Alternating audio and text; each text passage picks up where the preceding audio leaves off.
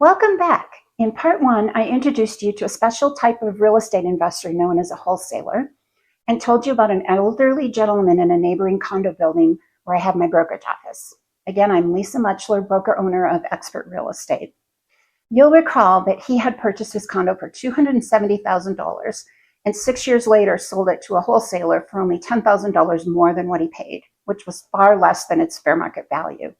The wholesaler turned around and resold it the same day they purchased it from him to another investor who was looking for a rental property. The wholesaler paid $280,000 and immediately resold it for $358,000, a profit of almost $80,000. Okay, so now you may be thinking, yes, Lisa, but if you list it on the MLS, it would mean lots of showings and perhaps weeks or months on the market. No. Let me explain my process. So, really quickly, wholesalers have lists of potential investors, the buyers, that they email properties to as soon as they have it under contract with the homeowner. The list is mostly investors looking for a property to fix and flip, or someone who may just want to hold it as a rental, as was the case here since it was a relatively new condo and in such great condition. Within about a week of going under contract with the homeowner, the wholesaler will schedule usually one showing window of about 2 hours, like a 12 noon to 2 p.m. on a Wednesday, during which interested investors from their database can come and tour the property, after which they make a cash offer if they decide they want to buy it. The closing is often within a week or two, but it can be further out if the homeowners had said they needed more time to move. In their negotiations with the homeowners, wholesalers mention only the benefits to them. Pick your closing date, no cleaning or repairs to be done, and no showings, which actually isn't true since the wholesalers do set up that short window of time for potential end buyer investors to tour the home to see if they want to make an offer. Not only does the homeowner not understand the wholesale process, they're sometimes actually misled about what's going on. Case in point, I purchased a home in Applewood in 2020 from a wholesaler. When the 2-hour window was set up a few days later to show the property to the potential end buyer investors, the wholesaler led the homeowners to believe we were all contractors going through the house to give the wholesaler bids for fix-up costs. The homeowners had no idea what was going on, that the investor with whom they'd contracted wasn't actually going to keep their property. And here's something else you may not have known. The wholesaler closes on the purchase of the property from the homeowner, typically on the same day they turn around and close on the sale of it to the end buyer. And I know there's at least one title company in town that doesn't even require the wholesalers to bring any money to the title company for the purchase. They just apply the funds from the sale of the property toward the wholesaler's purchase from the homeowner. So how is my process for helping these distressed homeowners different? How do I avoid multiple showings over weeks and months? Easy peasy. I enter it into the MLS to expose it to all potential buyers. Then I also schedule a limited showing window, or maybe a couple of showing windows on different days if the homeowner's schedule permits, so that we can get more potential buyers through.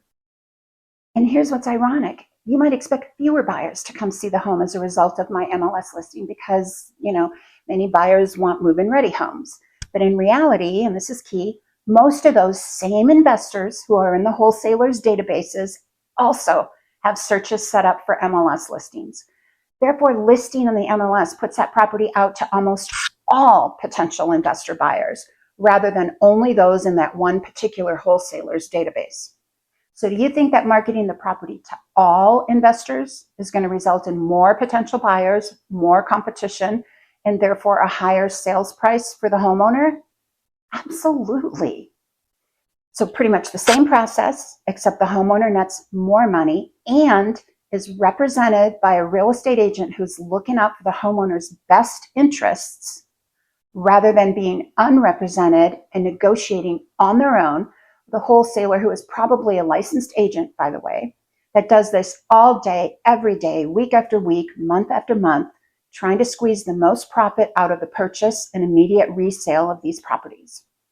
And in my case, someone who actually cares about the homeowner, is negotiating for them instead of against them, helps them get the most money possible from their most valuable asset, and even helps them pack and take things to be donated, etc. So If you or someone you know is considering selling your home, be sure you consider your options before making any decisions. Please give me a call and we can run the numbers. If there's not enough equity to cover the real estate compensation, I will tell you that, and you can sell to a wholesaler. I'll even give you the contact info for a couple of them that I've worked with who I like, and also give you some tips of things you'll be glad you knew. And if the numbers look good and I can net you more money, I will fight for your best interest and ensure you get the absolute most for your home. Okay, one more war story. We purchased a property one time from a wholesaler up in Boulder. This property was actually listed on the MLS with a listing agent. So these homeowners had representation for what that was worth. The wholesaler got it under contract by negotiating through the listing agent rather than directly with the homeowners. They were an older couple who had lived in the property for decades. They'd recently purchased a new stove, and their listing agent failed to advise them that all appliances were to stay with the property according to the contract. After closing, we went over to the property, and the elderly homeowners were still in the process of moving out. We actually helped them finish up the move out. The wife was pretty distraught because she had just found out from her listing agent that the wholesaler was requiring her to leave her new stove. It broke my heart talking to her. We let her take her nice new stove and we just bought a new one to replace it. Watching her tear up warmed my heart. Now, isn't this the type of person you'd like helping you with your distressed sale? Remember, your home is your most valuable investment. Don't get taken advantage of. Get educated, choose wisely, and protect your equity. So tell me, do you know someone who sold their property to a wholesaler? How'd it go for them? Did they feel like they received a fair amount? And as always, if you have questions or comments, leave them below or reach out. I'm Lisa Mutschler, broker owner of Expert Real Estate.